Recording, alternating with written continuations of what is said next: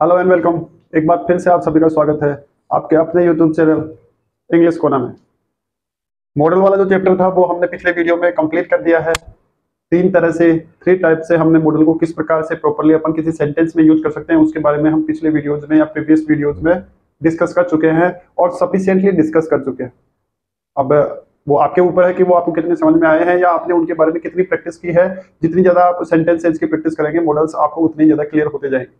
तो ये बात तो हो गई मॉडल्स की। आज से हम एक नया टॉपिक स्टार्ट करने वाले हैं जो हमारा होने वाला है सब्जेक्ट वर्ब एग्रीमेंट।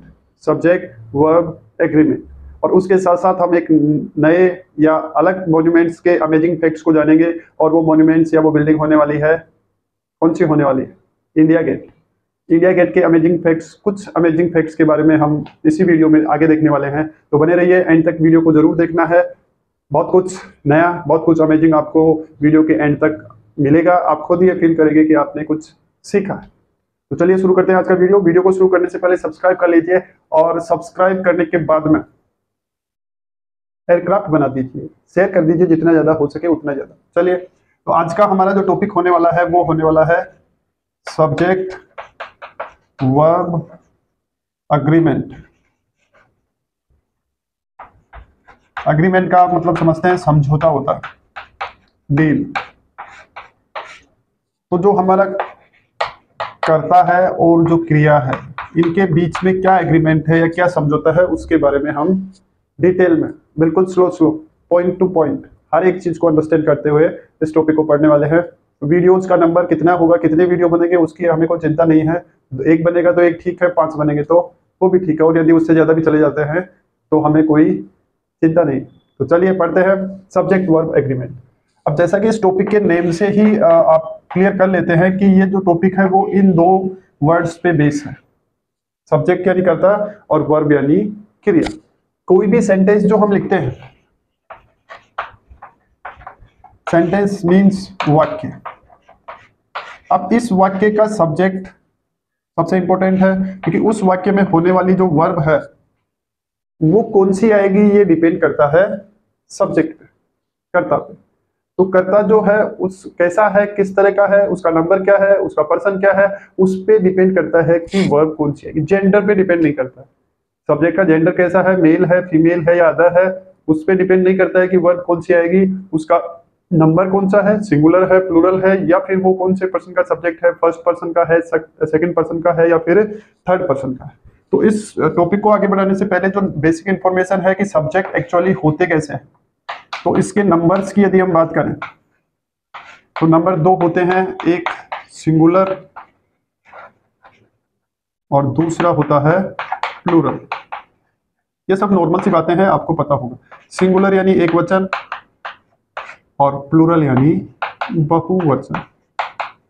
अब इसको और ज्यादा अपन सिंप्लीफाई करें या सरल करें तो जो एक होगा वो सिंगुलर और जो एक से ज्यादा होगा वो प्लूरल।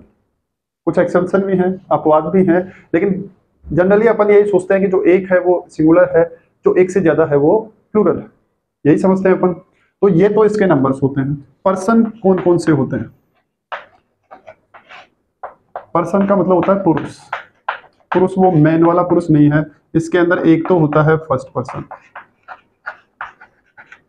एक होता है सेकंड पर्सन और एक होता है थर्ड पर्सन। ये बातें हमने जो टेंस वाले वीडियोज हैं उनके अंदर डिस्कस की है, तो आप वहां भी इनको देख सकते हैं। जितने भी टेंस वाले 33 वीडियोज हैं टेंस के, तो वहां भी जाके आप इन सब चीजों को देख सकते हैं, पढ़ सकते हैं। फर्स्ट पर्सन के अंदर जो है वो दो सब्जेक्ट्स होते हैं, आई और बी।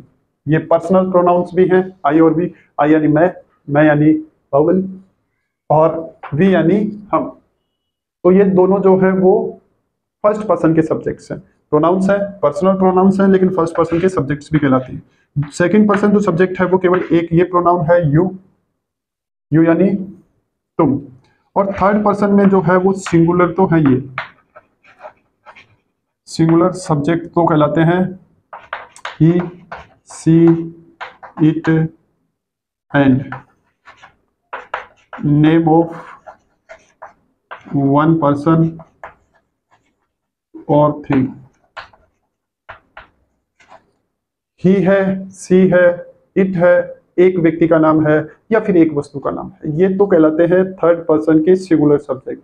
और इनके अलावा I, we, you, he, she, it, name of one person और थिंग, इन सब के अलावा जितने भी सब्जेक्ट्स बच गए हैं वो सारे थर्ड पर्सन के प्लूरल सब्जेक्ट कहलाते हैं। कौन से सब्जेक्ट कहलाते हैं? प्लूरल सब्जेक्ट कहलाते हैं। थर्ड पर्सन में आते हैं, लेकिन उनकी कैटेगरी क्या है? Third person plural. कौन से सब्जेक्ट हैं? I, we, you, he, she, it, ये जितने मैंने बोले हैं वो सारे प्रोनाउन हैं। अब इसके बाद में नाउन कौन कौन से हैं? किसी एक व्यक्ति का नाम होगा या एक वस्तु का नाम होगा, वो सारे नाउन हैं। तो ये तो है फर्स्ट, सेकंड, थर्ड के सिंगुलर, और बाकी इनके अलावा जो भी बच गए हैं वो कौन सी कैटेगरी में आते हैं? थर्ड पर्सन प्लूरल सब्जेक्ट्स की कैटेगरी में आते हैं, बहुवचन कर्ताओं की कैटेगरी में आते हैं। आई जो है वो as a singular, we plural, you जो है वो सिंगुलर और प्लूरल दोनों, लेकिन आई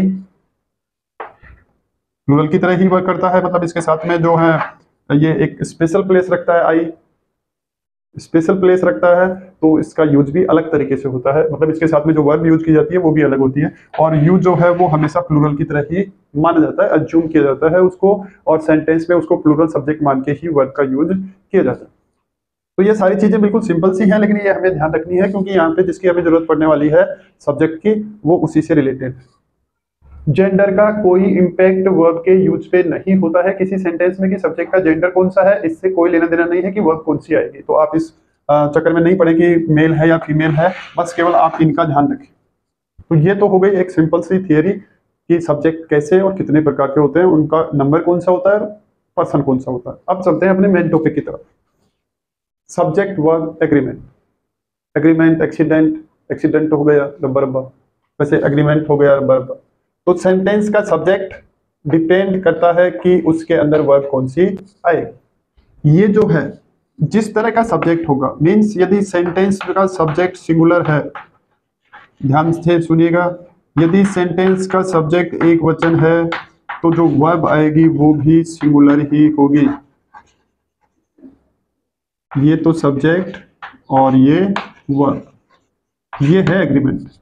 एग्रीमेंट ये है, यदि किसी सेंटेंस का सब्जेक्ट सिंगुलर है तो उसकी वर्ब भी सिंगुलर होगी। यदि किसी सेंटेंस का सब्जेक्ट प्लूरल है, मीन्स बहुवचन है, तो देवी और सज्जनों उसमें आने वाली जो वर्ब होगी वो भी प्लूरल ही होगी। कैसी होगी? कैसी होगी? प्लूरल होगी, बहुवचन होगी। यदि सब्जेक्ट प्लूरल है तो वर्ब भी प्लूरल होगी, सब्जेक्ट सिंगुलर है तो वर्ब भी सिंगुलर ही होगी। और ये जो है वो इंग्लिश ग्रामर का फंडामेंटल रूल है, इंग्लिश राइटिंग का मूलभूत नियम, फंडामेंटल रूल। इंग्लिश राइटिंग और इंग्लिश ग्रामर का ये फंडामेंटल रूल है कि जैसा सब्जेक्ट होगा वैसी ही वर्ब होगी। सिंगुलर हो सब्जेक्ट है तो सिंगुलर वर्ब होगी, प्लूरल वर्ब है तो प्लूरल वर्ब होगी। ठीक है, इसमें वो रूल नहीं होता है कि जैसा गाल वैसा तमाचा। इसमें वो रूल काम करता है कि जिस तरह का गाल हो वैसा ही तमाचा लगाया जाए। यदि पेन बियर कर सकता है गाल तो जोर से, और यदि नहीं कर सकता है तो स्लोली। उसमें यह नहीं कि कैसा भी गाल है कि तमाचा, वो रूल नहीं काम करता है। जिस तरह का सब्जेक्ट होगा वैसी ही वर्ब होगी, सिंगुलर है तो सिंगुलर, प्लूरल है तो प्लूरल। तो ये तो हो गया सब्जेक्ट वर्ब एग्रीमेंट का एक बेसिक एक्सप्लेनेशन। एक बार फिर से मैं आपको कह देता हूं, जेंडर या लिंग का कोई प्रभाव नहीं पड़ता है। सब्जेक्ट का जेंडर कौन सा है उस पे वर्ब का कोई भी डिपेंडेंसी नहीं होता है। सब्जेक्ट का लिंग या जेंडर कैसा होगा उस पे वर्ब की कोई डिपेंडेंसी नहीं है, चाहे वो मेल हो या फिर फीमेल। केवल दो चीजों पे डिपेंड करता है सब्जेक्ट के, उसका नंबर कौन सा है और पर्सन कौन सा है। We must use a verb in a sentence according to the subject's number and person. This is the subject verb agreement. Okay? ठीक है, अब चलते हैं इसके जो गोल्डन रूल्स हैं उसकी तरफ। सब्जेक्ट वर्ब एग्रीमेंट मतलब किसी सेंटेंस में जब वर्ब जो है उसकी जगह ब्लैंक स्पेस दिया हुआ हो तो उसका हम कैसे फिलअप करेंगे, उसको किस तरह से प्रॉपरली एक करेक्ट वर्ब उस सेंटेंस में लिखेंगे according to the given subject. Let's start.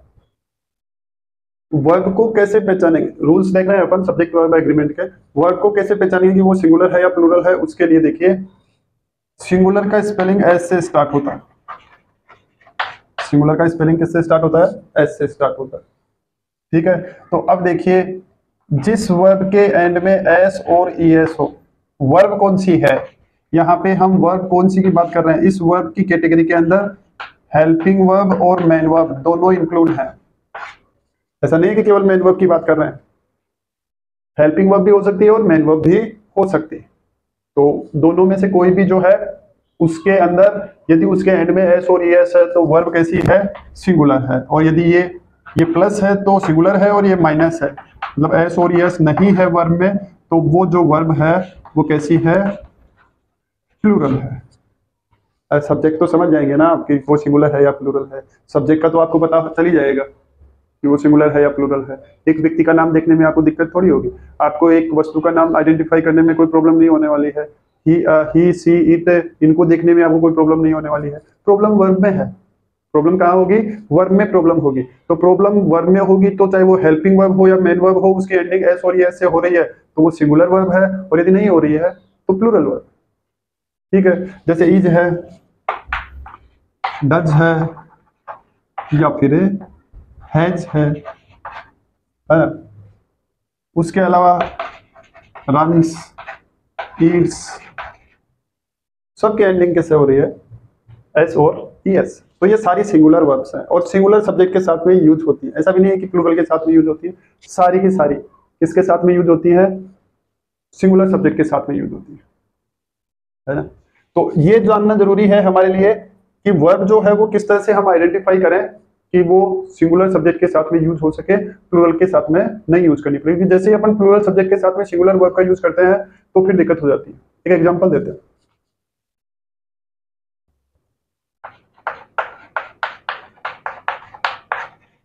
मैं जाता हूं, अभी नहीं जा रहा हूं, ये एग्जांपल बताओ। तो मैं जाता हूं, अब इसका सब्जेक्ट कैसा है? आई है। अब ये होने को सिंगुलर ही है, लेकिन उसको उस कैटेगरी में नहीं रखते हैं अपन जिसकी जो कैटेगरी ही की है या सी की है या इट की है, उस कैटेगरी में नहीं रखते हैं। क्योंकि आई जो है वो एक स्पेशल प्लेस रखता है, उसका सिस्टम भी कुछ अलग है। तो इसके साथ में हम प्लूरल वाली जो हेल्पिंग वर्ब्स हैं वो यूज करते हैं, या जो मेन वर्ब है वो भी एज प्लूरल की तरह यूज करते हैं, आई। अब ये टेंस जो है वो कौन सा है? प्रेजेंट सिंपल या सिंपल प्रेजेंट, अफर्मेटिव सेंटेंस है, यही है, क्योंकि इसमें नोट नहीं है या नहीं नहीं है। तो आई के साथ में अब यहाँ पे इसके अंदर कोई हेल्पिंग वर्ब नहीं है, नहीं होती है। सिंपल प्रेजेंट के अफर्मेटिव सेंटेंस में हेल्पिंग वर्ब होती नहीं है। क्या होता है फिर? एस और एस होता है, यही तो होता है। अब ये नहीं है तो फिर अपने को क्या करना पड़ता है? हेल्पिंग वर्ब नहीं है तो इसी से काम चलाएंगे। अब इसकी वर्ब क्या है? गो। अब गो के साथ में हमें ऐड करना है एस और एस, लेकिन ऐड करें या नहीं करें वो भी तो प्रॉब्लमेटिक है, समस्या वाली बात है। अब एस या एस कब ऐड होता है? जब उसके रूल में जाते हैं अपन, सिंपल प्रेजेंट के रूल्स में जाते हैं एस और एस ऐड करने के, तो वहां पे अपन देखते हैं कि सब्जेक्ट जो है वो यदि थर्ड पर्सन सिंगुलर है तो एस और एस ऐड होता है। सब्जेक्ट कैसा होगा? Third person singular, he she it, name of one person और थिंग, तब एस और एस ऐड होगा। अब यदि वो नहीं है तो नहीं करेंगे, ये उसमें नहीं आता है, उस कैटेगरी में नहीं आता है। आई जो है वो फर्स्ट पर्सन में है, फर्स्ट पर्सन, थर्ड में नहीं है, थर्ड में नहीं है तो फिर एस और एस ऐड नहीं होगा, और अपन क्या लिखेंगे? सीधा गो। और ऑब्जेक्ट इसमें है नहीं तो अपन क्या लगाएंगे? Full stop, full stop. अब क्या होता है, कई बार जब अपन इसको ट्रांसलेट करते हैं तो क्या करते हैं अपन? गो जैसा ही देखा, और आई जो है वो एज ए सिंगुलर तो है ही, और आई अपन किसी एक व्यक्ति के लिए ही तो यूज करते हैं। आई यानी मैं, अब मैं के अंदर सब थोड़ी आएंगे, मैं अकेला ही आऊंगा, तो वो सिंगुलर की तरह मानते हैं, और सिंगुलर के जैसे ही इसको अज्यूम करते हैं तो फिर कई जो क्या है वो उसके अंदर क्या कर देते हैं? आई गोज, आई गोज, जो कि इनकरेक्ट है। आई गो, आई गो। तो ये इसका यूज करने का तरीका है। तो आज के लिए बस इतना ही। इसके बारे में जो बाकी रूल्स हैं या जो बाकी की इंफॉर्मेशन है वो अगले वीडियोज में अपन देखेंगे। अब चलते हैं हमारे amazing facts of different monuments, जो कि आज होने वाला है इंडिया गेट, भारत का द्वार, दिल्ली वाला। गेटवे ऑफ इंडिया मुंबई वाला नहीं है, दिल्ली वाला इंडिया गेट है। उसके बारे में अमेजिंग फैक्ट्स जो है वो अपन जानेंगे। Let's do it. ये है हमारा इंडिया गेट, ये तो नहीं है, दिल्ली में है, लेकिन उसको भारत द्वार, इंडिया गेट का मतलब होता है भारत का दरवाजा। और ये जो है वो दिल्ली में है, न्यू दिल्ली में, और वहां पे बना हुआ है formerly known as All India War Memorial. पहले इंडिया गेट नाम पढ़ने से पहले इसका नाम था ऑल इंडिया वॉर मेमोरियल। और जैसे कि इसके इस नाम से ही क्लियर है कि ये जो है वो युद्ध से रिलेटेड या वॉर से रिलेटेड एक मॉन्यूमेंट है जो बनाया गया था उन सोल्जर्स की मेमोरी में जो first world war, third Afghan war और बाकी कुछ और वॉर्स थे उनके अंदर जो ब्रिटिश इंडियन आर्मी का मतलब है जब भारत जो था वो अंग्रेजों का गुलाम था, तो वो इंडियन सोल्जर्स जो ब्रिटिश आर्मी की तरफ से लड़े थे इन सभी वॉर्स के अंदर, फर्स्ट वर्ल्ड वॉर हो या फिर जो भी है, जो भी ब्रिटिश आर्मी की तरफ से इंडियन सोल्जर्स लड़े, बहादुरी से लड़े, उनकी उस ब्रेवरी को सैल्यूट करने के लिए या उनको उस ब्रेवरी को याद करने के लिए, मेमोराइज करने के लिए ये जो मॉन्यूमेंट था वो बनाया गया था। तो इसको ऑल इंडिया वॉर मेमोरियल कहते थे क्योंकि वो सारे सोल्जर्स जो थे वो अराउंड द कंट्री पूरे देश के ही थे और उनकी याद में या उनकी मेमोरी में फिर इसका नाम पहले था ऑल इंडिया वॉर मेमोरियल, बाद में इंडिया गेट कर दिया गया। तो लगभग वो जो सोल्जर्स थे उनकी जो नंबर था वो 84K के आसपास है, 84,000 के आसपास, और उनकी मेमोरी में ये बनाया गया था जिसका डिजाइन जो था वो सर एडविन लुटियंस ने बनाया था।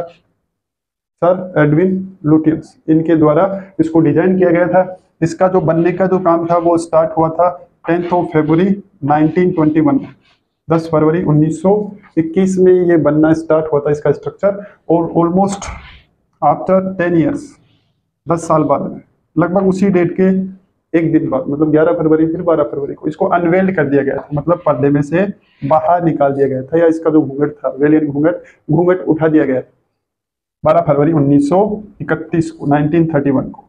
इसके जो स्ट्रक्चर है इंडिया गेट का, इसके ऊपर ऑलमोस्ट 13,313 सोल्जर्स के नाम है, मतलब पर्सन्स के नाम लिखे हुए हैं जिनकी मेमोरी में ये बनाया गया था, जो उस पर लिखे हुए हैं इंडिया गेट के ऊपर। ऑलमोस्ट उनका नंबर जो है वो 13,313। इसके ऊपर तीनों सेनाओं के जो फ्लैग्स हैं, जो आर्म फोर्सेज हैं इंडिया की, नेवी, एयरफोर्स और आर्मी, तीनों के फ्लैग्स जो है वो होइस्ट करते हैं या लहराते हैं, क्योंकि वो सोल्जर से रिलेटेड मॉन्यूमेंट है तो फिर ये तो जरूरी है। ठीक है, तो तीनों सेनाओं के जो फ्लैग्स हैं वो होइस्ट करते हैं, और इसके टॉप में, इंडिया गेट के टॉप में यही वर्ड लिखा हुआ है। इसके साथ साथ एक सन का पिक्चर भी है। सन जो है, इंडिया तो लिखा हुआ ही है, सन यानी सूर्य की एक पिक्चर भी वहां पे बनी हुई है टॉप वाले पार्ट में, ऊपर ही ऊपर।